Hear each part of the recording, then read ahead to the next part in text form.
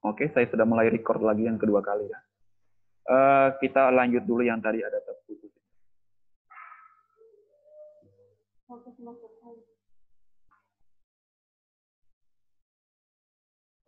Oke, di sini ya, ini yang satu.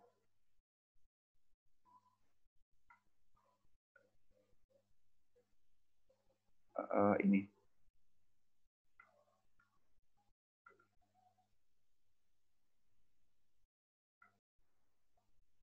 Baik, tadi kita sudah sampai di ini ya. Kalau CO2, dengar ya, kalau CO2 berarti dua unsur, C dan O, dan 3 atom. C-nya 1, O-nya 2. Itu CO2. Oke. Kemudian ion. Saya lupa apakah minggu lalu saya sudah jelas tentang kation dan anion atau belum? Kation dan anion.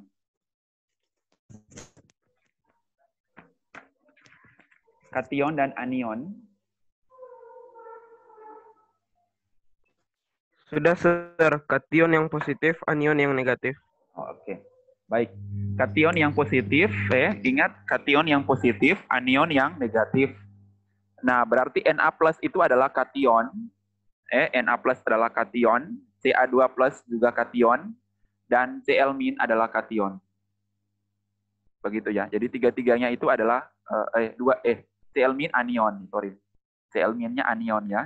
Jadi yang bermuatan positif di atas berarti kation, yang bermuatan negatif adalah anion. Kemudian jenis-jenis ion, Anis bagi do Anis.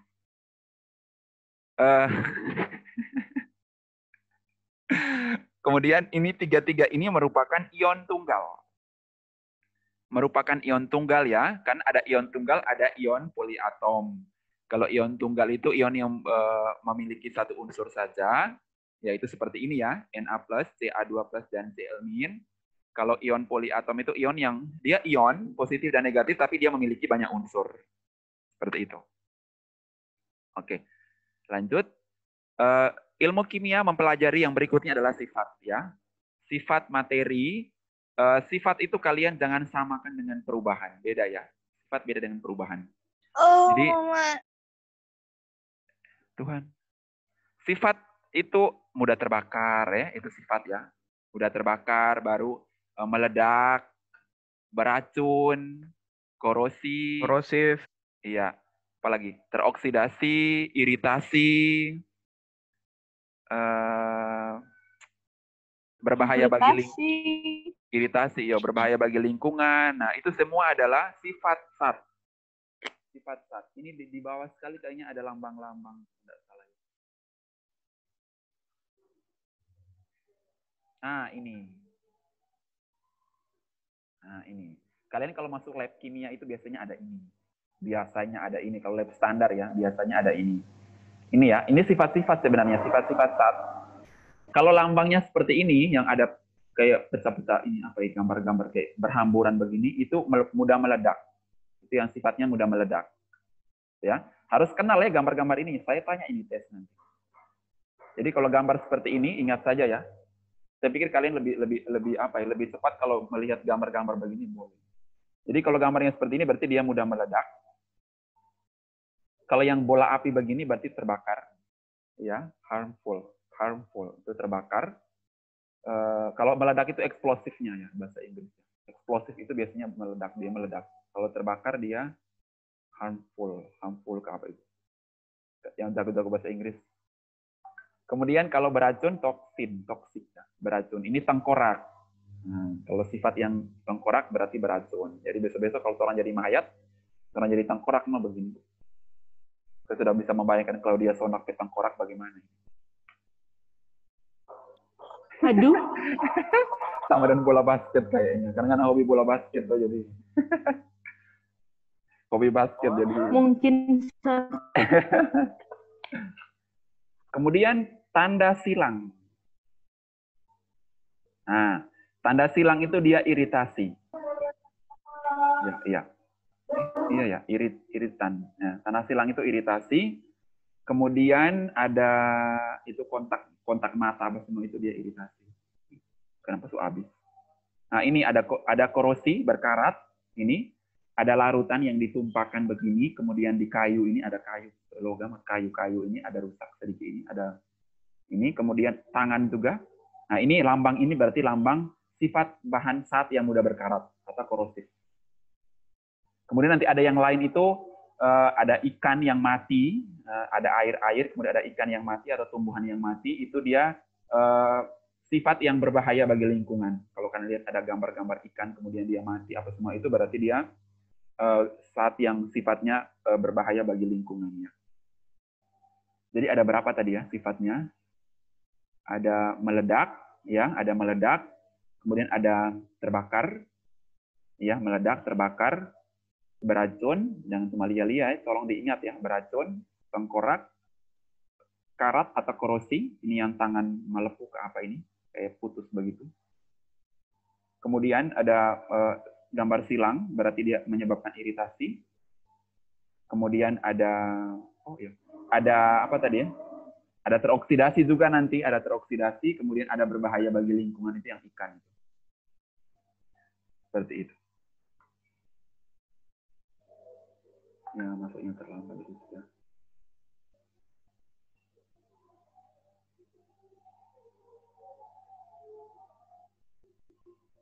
Oke, kemudian setelah sifat ada berapa tadi? Ada perubahan, masih dalam pengertian ilmu kimia ini ya. Ada perubahan, itu perubahan fisika dan perubahan kimia. Saya pikir ini sudah belajar di fisika juga ya. Perubahan fisika itu perubahan yang tidak menghasilkan zat baru ya, perubahan fisika ya. Kalau perubahan kimia yang bisa menghasilkan zat baru karena memang ada reaksi kimia. Itu perbedaannya. Jadi ada perubahan materi, ada dua, fisika dan kimia. Kemudian yang terakhir sekali adalah energi. Energinya tidak dibahas di sini. Energi itu nanti dibahas di materi termokimia di kelas 11 nanti. Energi. Jadi kalau ada perubahan berarti harus ada energi yang menyertai. Ingat ya, harus ada energi. Jadi tidak hanya ada 4 ini, tapi ada 5 yang kelima lagi, yaitu namanya energi. Baik, prinsip dasarnya sudah, hakikat tadi sudah. Sekarang kita ke apa dulu ya? Metode ilmiah.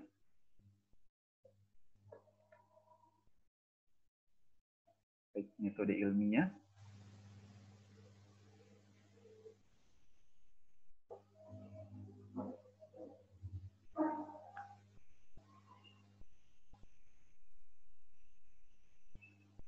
Baik, sebelum kita ke metode ilmiah, saya mau screen dulu. Ada yang punya laptop, boleh screen dulu ini supaya sebentar kalau tak keluar tiba-tiba.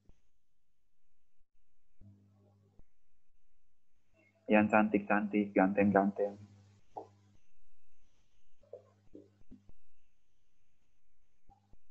Oke, siapa yang mau screen?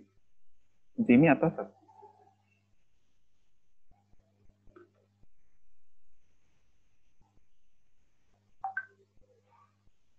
Ya, Jimmy udah rasa.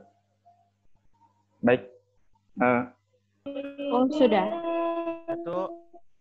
Satu.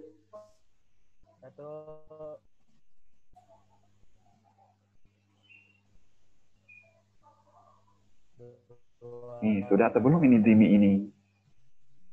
3.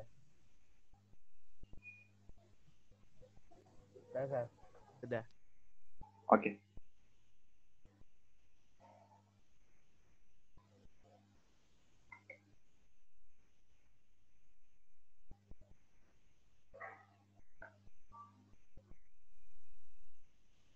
Baik, sekarang kita bahas tentang metode ilmiah dulu ya. Metode ilmiah.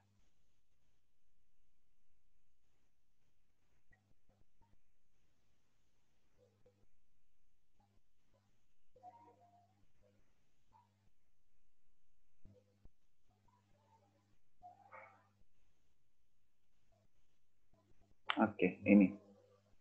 Metode ilmiah ya. Bagi yang sudah pernah ikut perkemahan ilmiah remaja pasti tahu ya.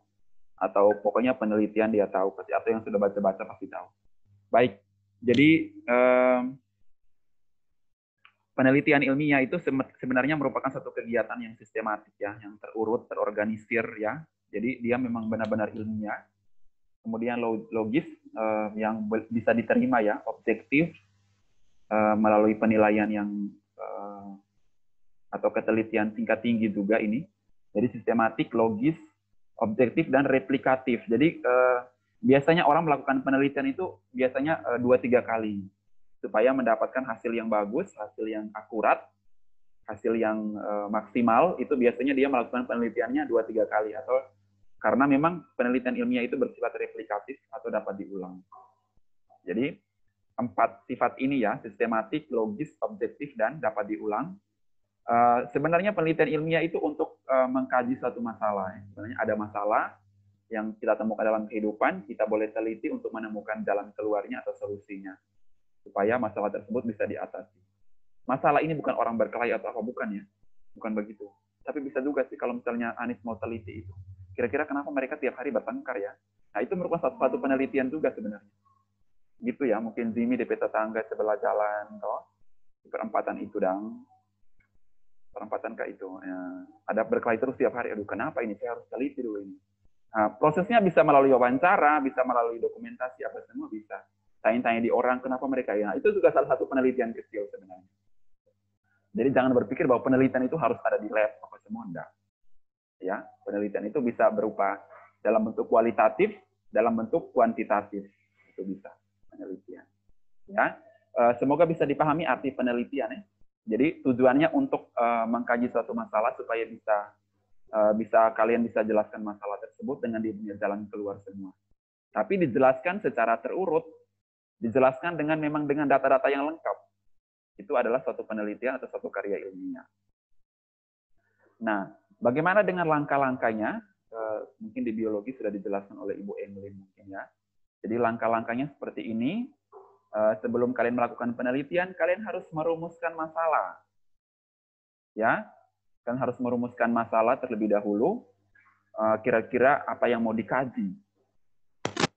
Apa, mengapa, bagaimana, apalagi apa, bagaimana, siapa? Itu pertanyaan-pertanyaan yang membantu kalian untuk merumuskan masalah sebenarnya ya. Apa, siapa, mengapa, di mana, kapan, bagaimana. Nah, itu semua ya. Semua ini menuntun kalian untuk bisa merumuskan masalah. Nah, setelah kalian merumuskan masalah, kalian masuk ke langkah kedua, yaitu mengkaji teori dan temuan penelitian sebelumnya. Itu maksudnya apa? Mungkin ada yang sudah tahu. Jadi, kalian bisa mencari pustaka-pustaka atau sumber-sumber yang berkaitan dengan kalian punya masalah itu, perumusan masalah itu. Apakah masalah yang saya mau teliti ini sudah ditemukan oleh orang-orang sebelumnya, begitu. Temuan penelitian, apakah sudah ada penelitian sebelumnya atau belum? Sudah atau belum? Kemudian teori-teori yang mendukung atau sumber-sumber yang mendukung penelitian saya itu apakah ada atau enggak? Itu yang kedua. Jadi dikaji, harus dicari tahu. Kemudian setelah itu kalian merumuskan hipotesis. Ada yang tahu hipotesis itu artinya apa? Anggapan dasar. Iya, anggapan dasar. Ada yang lain?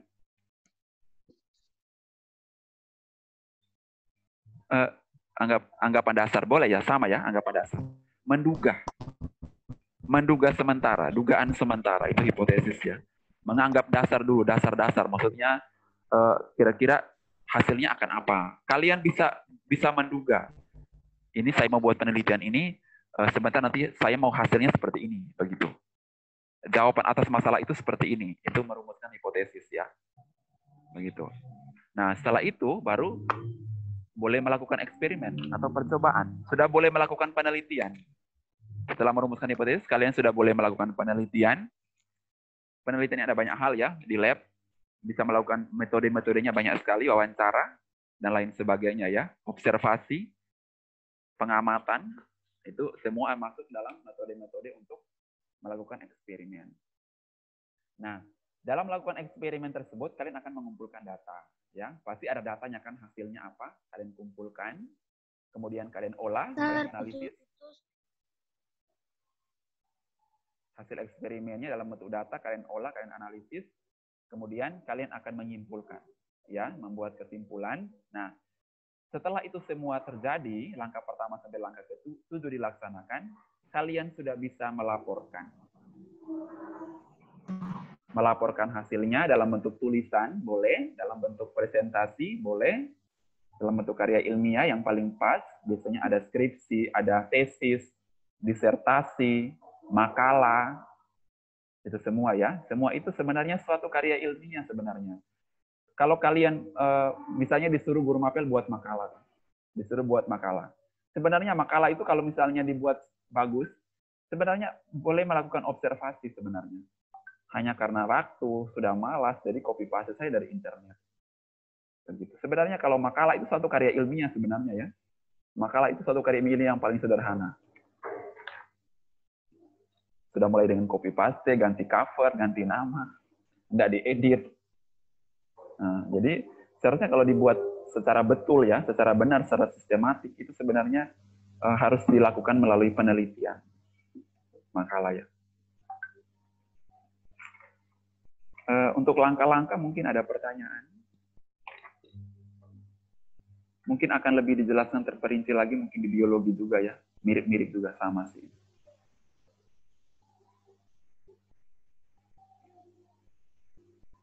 Kita sampai jam berapa ini? 10.30. 10.30.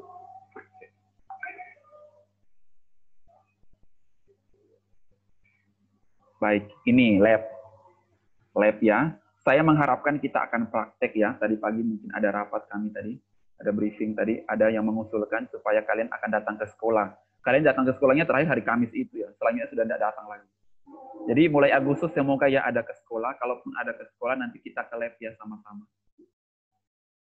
Walaupun lab kita sederhana ya, tidak seperti ini labnya. Kalian jangan berharap labnya seperti ini, enggak ya.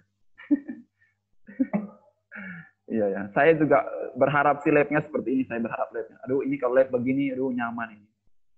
Lab itu harus ada AC, kipas angin, ya, harus luas, harus ada kursi-kursinya. Memang di lab sini ada kursi sih, cuman kursinya enggak seperti ini kursinya.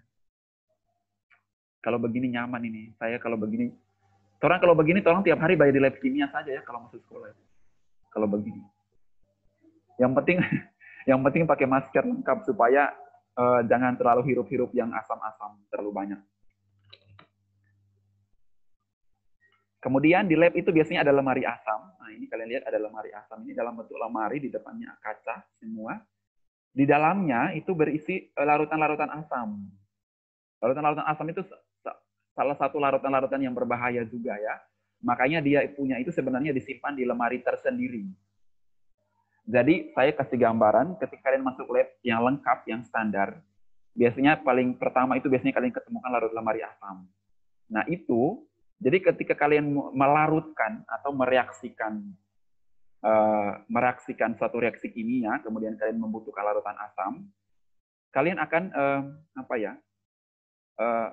tangan kalian itu akan kalian masukkan ke dalam itu ada laci itu. Ini ada laci. Kalian akan masukkan ke sini, hanya bukanya sedikit saja, tidak usah buka semua.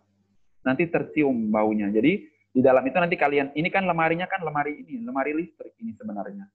Jadi ketika kalian menggunakan itu, kalian harus kasih on dulu stop kontaknya atau saklarnya, stop kontaknya supaya bisa ini cok dulu. Nanti dia berbunyi lemarinya. Lemari asamnya berbunyi, nanti ada cerobong asap. Nanti ada asap yang keluar itu, lemari asam itu. Nah, ketika kalian mereaksikan, kalian hanya memasukkan kalian punya tangan di dalam pakai handspoon ya, pakai sarung tangan, kemudian kalian mereaksikan di dalam. Jadi cuma itu. Jadi memang butuh orang yang memang tidak takut, butuh orang yang tidak takut dan tidak gemetar. Ya, bagi yang masuk lab ya, ya begitu ya, supaya alat-alatnya tidak pecah. Kalau gemetar kan tidak bisa. Seperti itu. Jadi reaksinya di dalam lemari itu.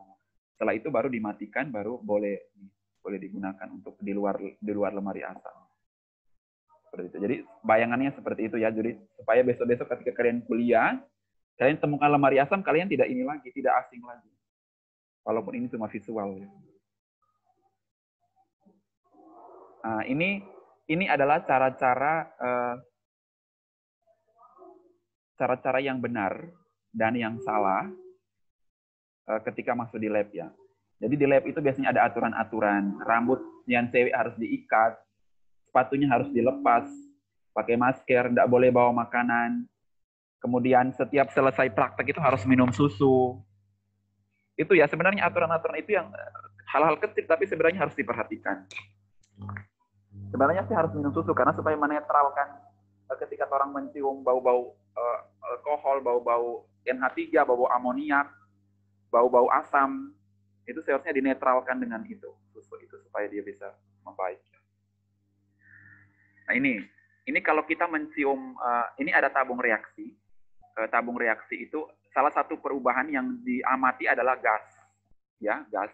Itu cara menciumnya itu yang benar yang ini, bukan yang ini, bukan taruh DPR tabung reaksi ke hidung, bukan, salah ya.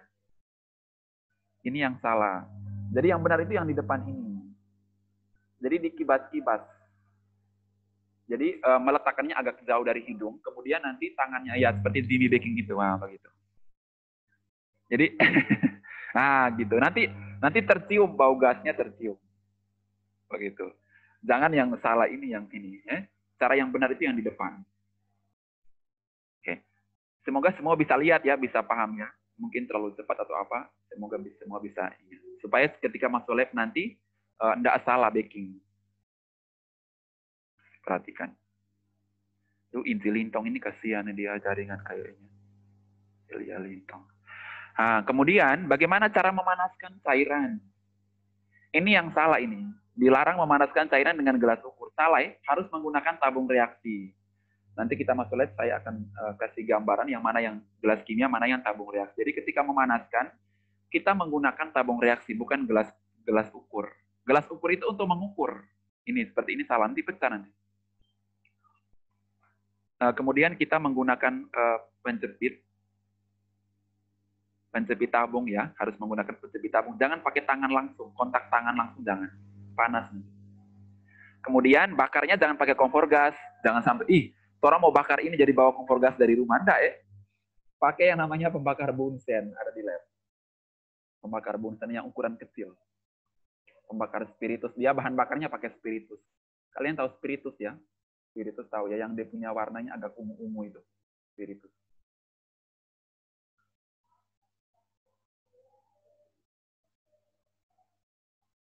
Oke, seperti itu.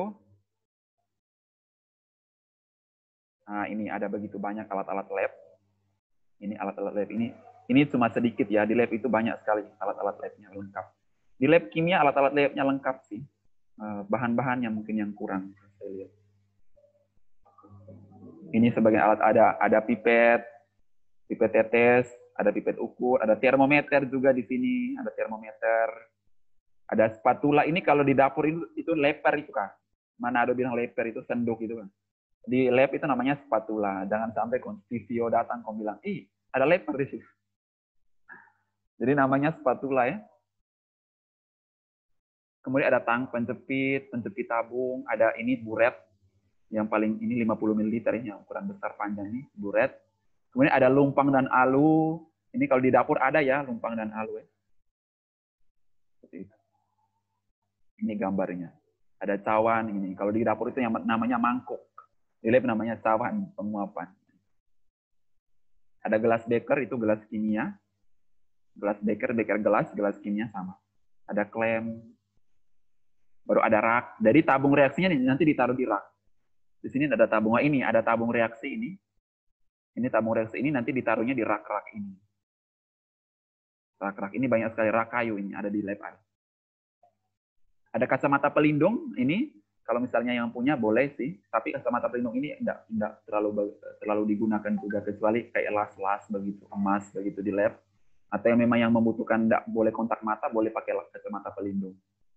Ya, jadi pakaian standar, kostum standar yang dipakai di lab itu memang harus ada jas lab, sarung tangan, masker, sama ini sih kacamata pelindung.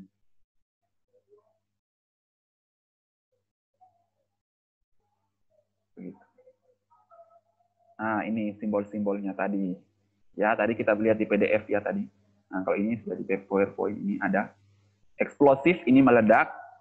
Teroksidasi, mirip-mirip ya, teroksidasi dengan terbakar, flammable. Ini mirip. Eksplosif, meledak. Ini oksidasi, yang bola api ini. Yang ada bulatan di tengah, baru ada api-api. Kalau ini yang flammable, terbakar. Jadi meledak, oksidasi, terbakar, toksik, racun, tengkorak, racun. Oh, salah ke tuh. Tadi yang terbakar itu bukan harmful, tapi flammable. Korosif ini, tangan melepuh ini, korosif. Karat. Karat itu sama dengan besi ya, logam, paku. Paku berkarat itu sama dengan ini, korosif. Kemudian silang itu harmful atau iritasi terhadap kulit, mata. Kemudian ada dangerous for the environment. Ini berbahaya bagi lingkungan. Ini ada ikan mati tadi saya bilang tadi, ada daun-daun kering. Pohon-pohon yang tidak ada daun ini maksudnya adalah berbahaya bagi lingkungan. Ini sifat-sifat bahan kimia atau simbol-simbol bahan kimia.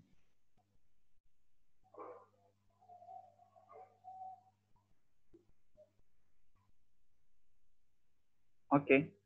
Ada tugas tapi belum ya? Tidak, enggak. Enggak ditanya.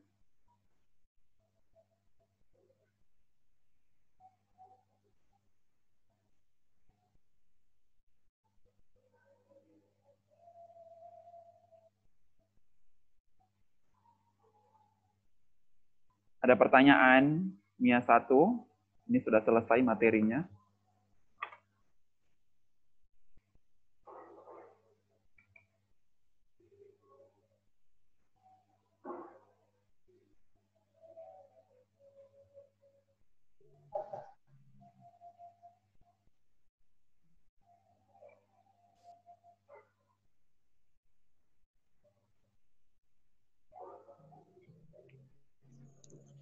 Sir, tutorial Ya. baju lab ada juga di toko. Di Baju toko lab, apa begitu? baju lab coba kalian tanya. Itu saya sudah bilang itu hari dan pesan itu bagaimana sih kalian? Ada yang mungkin tanya di kimia farma atau di bagian farmasi itu biasanya ada. Nanti tolong tanya dulu, kemudian koordinir teman-temannya supaya kumpul supaya bisa beli. Begitu saja ya. Oh, iya. Ya. Iya. Kalau misalnya belum ada, tapi sudah mau praktek, boleh pinjam di kakak kelas ya. Boleh pinjam das lab-nya.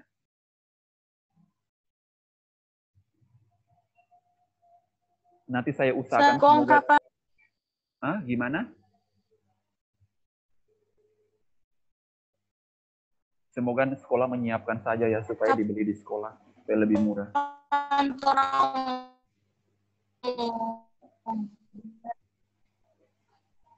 Kapan orang mau kalian